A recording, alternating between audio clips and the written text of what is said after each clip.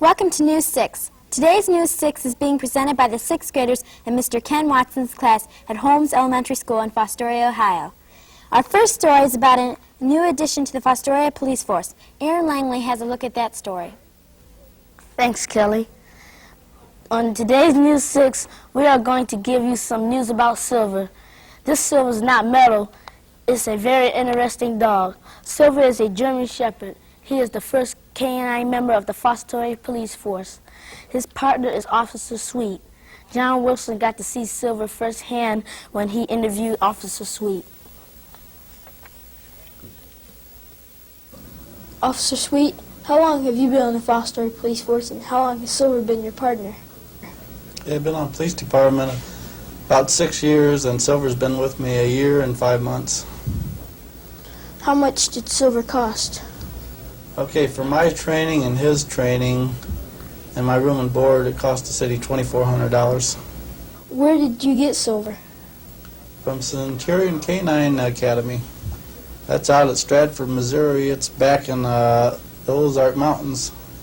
It's in a little valley, and the gentleman, the instructor back there, was a policeman in Dayton County, Florida for 20 years as a dog handler and dog trainer. So he had the dog already out there and everything when I got there. What are some special things Silver can do? Well, he does tracking, area searches, which is somebody's hiding in some woods or something like that. He can go by human scent and find them. If you lose your keys or a billfold or something like that, I can go. That would be an article search. He will go out in the field and find them from human scent. He tracks.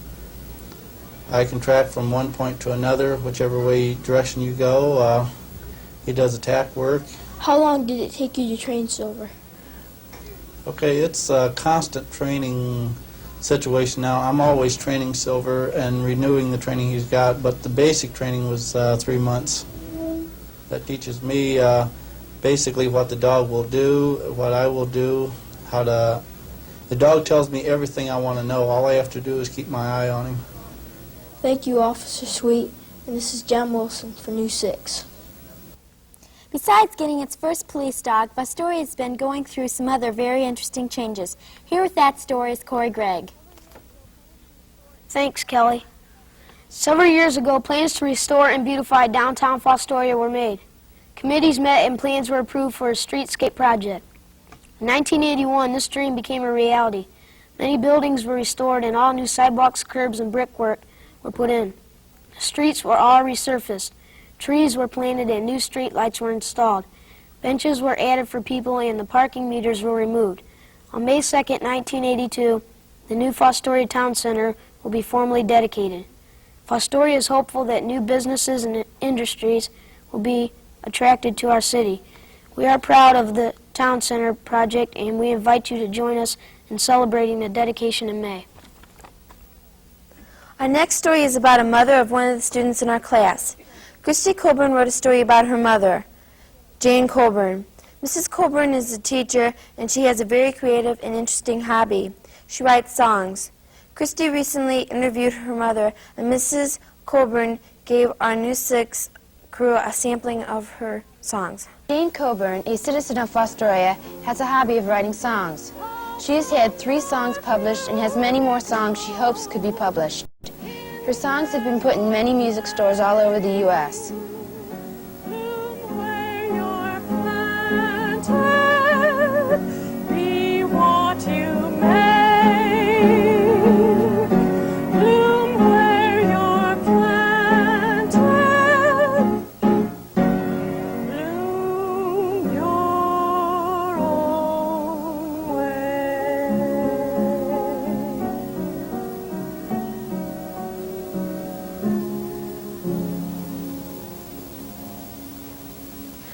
How did you start writing songs, Miss Coburn? I began writing a few years ago when I thought I had something to say and I wanted to say certain things, and the best way I could express myself was through my music. I have played the piano for a long time and been involved in different areas of music, and music has always been a very easy form of expression for me. I understand you have 3 songs published. How did you go about getting these songs published? Well, after I decided that possibly my song might be publishable, I looked through other music that I had to get names of publishing places, and put my songs on cassette tapes along with the words, and sent them to the different companies, asking them if they would review them and consider them for publication. Did you always want to write songs? Yes. When I was younger, I would always change my piano song around for that week that I had for my lesson to put my own little touch on it or make it sound better than what I thought that it sounded like. And so I would not only change songs around, but I would oftentimes sit down and play things I wanted to play just from what I had heard rather than practice my own lesson. Thank you, Mrs. Coburn.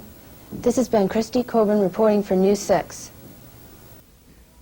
We have a special segment on today's News 6, a story written by Beth Dixie.